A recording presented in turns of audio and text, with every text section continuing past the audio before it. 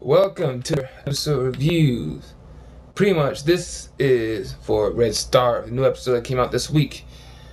Now there's a lot to talk about in this episode here in this review, and I'm actually happy to actually share this one, and I'm going to put in my personal view for this. So, well, first off, before I even start, there's a lot of people been speculating about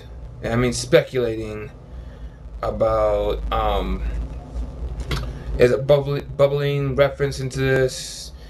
They probably think this one is canon, some not canon. Not sure what's going on in this episode here, but I'll get to that part at the end and what my personal view for this until at the end of the video, and also my thoughts into this. So, pretty much it just starts a bit. The whole episode just starts off is really straightforward. Pretty much start off as of Finn, Marceline, and Jake. Pretty much they're in a sand kingdom underground. Well, I wouldn't say a sand kingdom. Pretty much they were underground, and it starts off as pretty much the whole environment itself was made out of sand. The whole thing itself was just made out of sand in this case. And Marceline, Jake, and Finn are trying to find this spoon. And of course, we all know what this thing does. Kind of weird just to go on the ground just to find a spoon on top of a pillar, but in some sort of sand. Kind of weird in this case, in my book. But I'm gonna point this out here, that the spoon and the necklace of PBs, right, definitely has some relations in these two artifacts for PB, which I'll probably get into also at the end. And so pretty much, Jake was pretty much getting hungry pretty much he ate the whole snacks in this case. He was getting hungry, so Marceline and Finn, I'm about to say PB by mistake, and Finn, they're all getting hungry. So Finn busts out his book bag, and pretty much he has a bunch of doodads and scraps and such, but there's no snacks. And normally, as we all know from Marceline, she eats shades of red. Sometimes blood, but mainly shades of red. And pretty much there was no pencil, no erasers, no kind of shade of red of any kind inside Finn's book bag. Why? Because Jake, dumb self, or hungry self in this case, ate the whole darn snacks, which is a bad idea. So pretty much what Marceline just told and gave us another hidden part about her, that now we know that a lot of people would never think of Marceline probably again, but still enjoys it. That if Marceline doesn't get her snacks and her shades of red of any kind, she goes to Pharaoh mode, meaning that her appearance pretty much looks like this guy from from the Lord of the Rings. I don't watch the Lord of the Rings, so I'm not sure what the little guy is, but pretty much the guy that says precious all the time with the ring. And pretty much like that, which is kind of freaky. Really freaky. And yeah, really, really freaky in this case. And so, yeah. So, as we thought that, I guess we was hoping that, Jake would get over his phobia of vampires. Well, that's not the case when Marceline just told him that story of her going to Pharaoh mode if she doesn't get her enough snacks.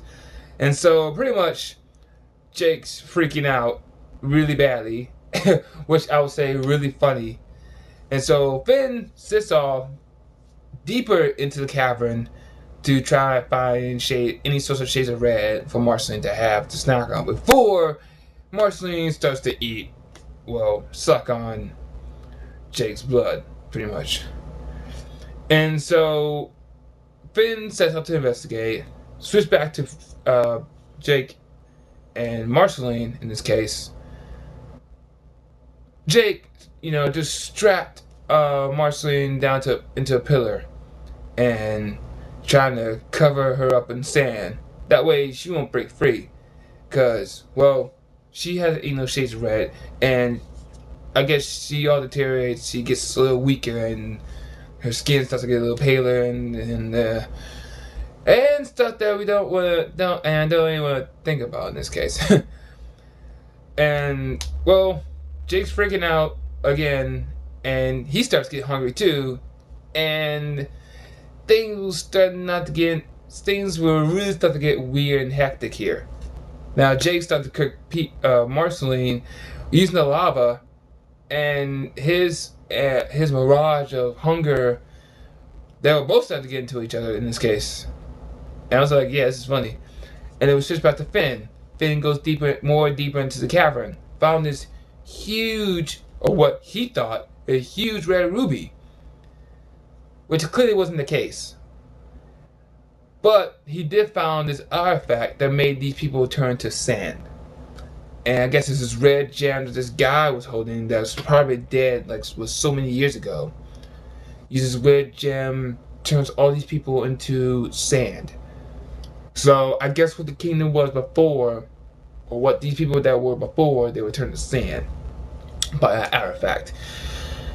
So Finn went behind, who saw a secret passage, went inside, and like I said, saw this big, huge stone, crystal stone in this case, which he thought it was a ruby, but in the end, well, it was actually an emerald, which I thought was kind of funny.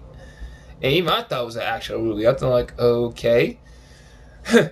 So pretty much Finn just holds that emerald or that ruby back to the location of Marceline and Jake. And things started to get really, really ugly with Jake and Marceline. They were really about to get each other's skin, but Jake was still freaking out, still scared of what was going to happen. But then again, well, when Jake told Finn, which this is the funny part, when Jake told Finn that's an emerald, Finn said like, no it's not, it's a ruby. Dude, you're colorblind. It's nothing to be ashamed of. I laughed so hard, it was like really funny. And then when the camera zoomed out, it was actually an emerald. It wasn't a ruby, it was literally an emerald. I'm like, oh. Oh, so it's an actual emerald. I thought that was a ruby. Well, okay. It was funny. But then Marceline broke free from her encasement of sand. And so she was almost about to go ham on Jake and eating him. Excuse me. Until PB came in with a sandworm, and which I thought was so cool. I thought it was really cool. Got me wondering where she get most of the stuff from anyway. I thought it was cool. And it's cool the way she was controlling those sandworm with this device on her head. So now PB opened the door in the hatch. They're about to get in, about to rescue Marceline, Jake, and Finn. Until Marceline did the utmost thing since her song and I'm Just Your Problem. She literally sucked the shades of red, raw shades of red, from her pink face. That was so awesome. I was like, oh shoot, she literally did it. Just like in her song, she literally did suck the pink from her face.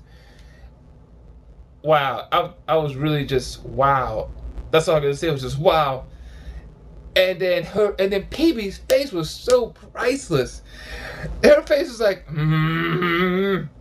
It was so hilarious. Her hair was like all wrinkly, like dark pinkish color now, like a light pinkish color, light pinkish purple color. Her face was so priceless. I was like, you did not just suck the pink from my face, didn't you? You did not just do that. That was so hilarious. I was like, oh, that was funny. And then this, what I'm about to get to right now, PB used the spoon that they just grabbed earlier. She put it on her nose, and then she regenerated back to normal.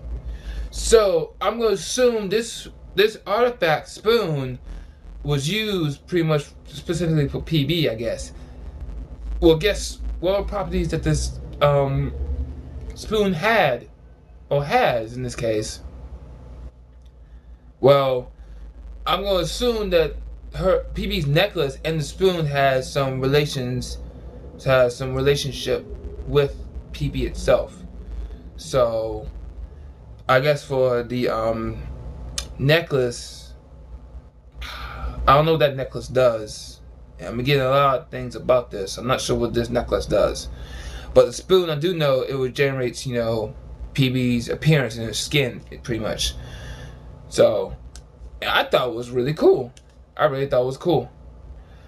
So pretty much out of all this, right? In my opinion, pretty much that's the whole episode in a nutshell. Really funny, straightforward. Now, my opinion of this, I think that this is, I guess, bubbling canon. I'm not sure. This is just my opinion. I think that it's bubbling canon because of the fact that, how Marceline just sucks the shades of pink from her skin, and the way that, pretty much I've been seeing PB being mentioned from Marceline, and also from the fact that how, she felt after she just sucked the whole pink from PB, which I think was kind of wow, just really wow. But I think this is bubbling canon. I'm not sure. It may or may not, but that's my opinion. That's how it is. So what do you guys think of this episode? I think it's a little bit PB bubbling canon. May or may not in this case, but I think it is. And like I said, it's a really great episode. Really great, really fun, and really freakishly funny. But in my point of view, after seeing Marceline in Pharaoh mode, I'm thinking, whoa. It was creepy, but it was still hilariously fun. It was still hilariously funny. So, yeah, that's pretty much the whole episode in a nutshell. So, yeah, that's pretty much it. So, yeah, so tell me what you guys think in the comments up below, or what you think about this episode. Is it bubbly canon? It was not bubbly canon. What you think on the artifacts, the connection between the necklace and the spoon? I want to hear this because this is really, really good. There's a lot of things we can talk about this, and I really want to hear from you guys, from your opinions. I really want to hear it. So yeah, so heads up note, I'm working on the Gamers Club videos for you guys, and also I just posted the Dead Pro match, official match, pretty much, of my Hero Beat versus the Gyroids or Cyrus deck. So that's up on YouTube. It's ready to go. I'm gonna be doing more of that today, and I'll post all of that tomorrow. So yeah, so thank you guys for watching. I hope you guys enjoyed this review and episode. Like I said, more videos coming on the way. Games called Dead Pro and more of this every week. So stay tuned for this, and I hope you guys and see you guys, and tell me guys your comments and what you think. So I hope you guys see you around. Cujo1990 signing out.